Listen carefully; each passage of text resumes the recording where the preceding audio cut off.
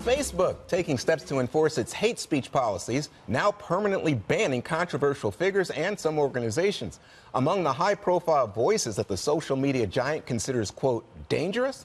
Here we go. Nation of Islam leader Louis Farrakhan, InfoWars host Alex Jones, and conservative writer Milo Yiannopoulos. The company's CEO, Mark Zuckerberg, saying the ban also extends to other platforms, including Instagram. So, Emily, what strikes me here is I think lots of people wonder, is this in defiance of your First Amendment rights? Or is it the case that since Facebook's not the government, a private business, they have the right to stand up and say, hey, you know what, you've incited violence and whatever our standards are, you violated them and you're gone? They are a private company. They are not a government entity, which means that, yes, they can set their own censoring rules and policies by which they can abide. I think this is a total farce. I think this is an exercise by Facebook and Zuckerberg to make us think that they care and that they're virtuous and that they're concerned or whatever. And really, it's distracting us from the reality that they are and it is a platform that amplifies violence. And I think it's impossible to reconcile how all of a sudden they feel responsible for this content by right-wingers and, you know, one on the left or whatever, and all of a sudden they're shutting it down when they have refused every step of the way to take responsibility for their platform that live streams gang rapes and suicides and terrorist recruitment and show up in court constantly as, oh, no, we're not responsible for the content and here's why, we have nothing novel. And all of a sudden they care about this. So if I was one of the attorneys that has brought a negligence lawsuit against them or a representative that is drafting questions for the congressional inquiry, I would ask how all of a sudden they feel responsible for this content and not their content as a platform as a whole. You know, in fact, Jesse, lots of people, I was surprised in looking at the poll numbers, people think, you know what, Facebook and these other social media sites, they just foment hate and they are not to be trusted. It's kind of shocking. Emily's onto something. A lot of people have just lost faith in them. Well, if you don't like someone on Facebook, don't follow them.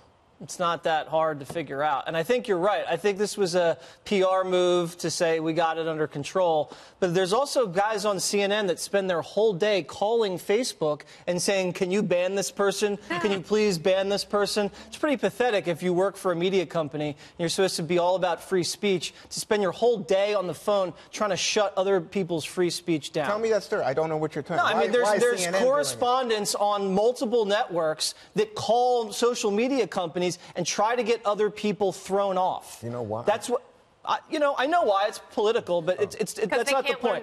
My thing is this. I think they shouldn't ban anybody. I think they should have Farrakhan. I think they should have everybody. More freedom is better than less freedom.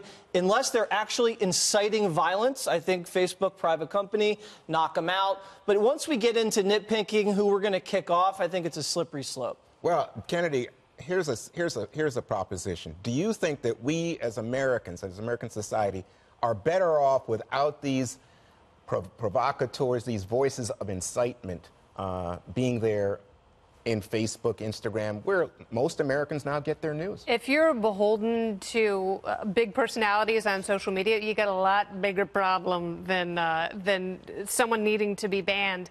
And I don't think that this really does anything. It doesn't make the world any safer. And this notion that we have to be insulated from ideas that we disagree with or things that we find offensive, that our entire lives have to be bubble wrapped, it's actually really dangerous because at some point, an entire generation of people who've been bubble wrapped and sanitized their whole lives, they're going to be running everything. And they're going to be a bunch of cream puffs. And I'm kind of terrified for that point. And I do think that I share Snoop Dogg's frustration because I know that he was really upset that Minister Farrakhan was thrown off of Facebook and the Gram. Minister. That's what he calls him. Very respectful.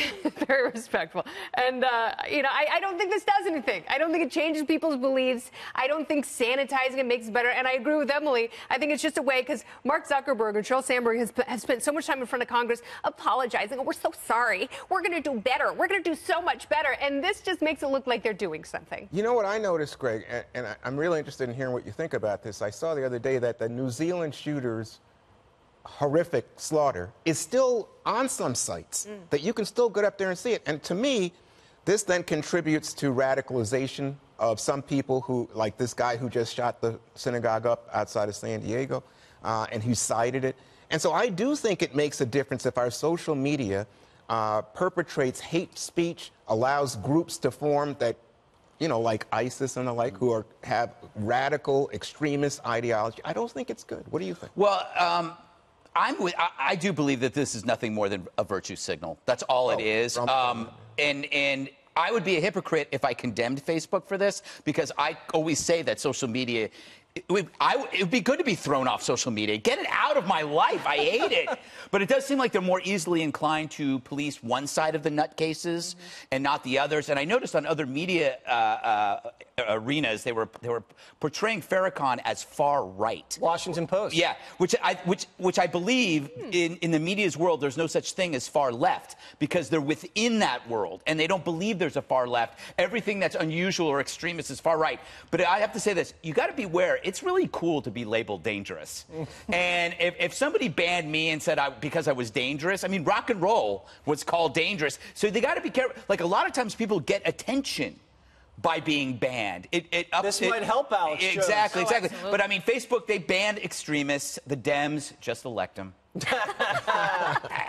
By the way, we'll be right back. By the way, I think if you look at Booker T. Washington, Marcus Garvey, I think Farrakhan's in that tradition. It's interesting to have a conversation hates at some Jews. point. Yeah, oh no, he's definitely anti-Semitic. That's what I would. That's not the issue. The issue was whether or not these news organizations had said he's a conservative right-winger. Whether they were wrong, that was more. They issued a correction. Well, yeah, but I just think, you know what? Look back. Look at him in terms of Black American life and thought. He's a conservative on so many issues. He's an anti-Semite. That's why. Well, he doesn't like gays. I'd say he's anti-Semitic. That's the bigger Yeah. point, what he says about Jewish people.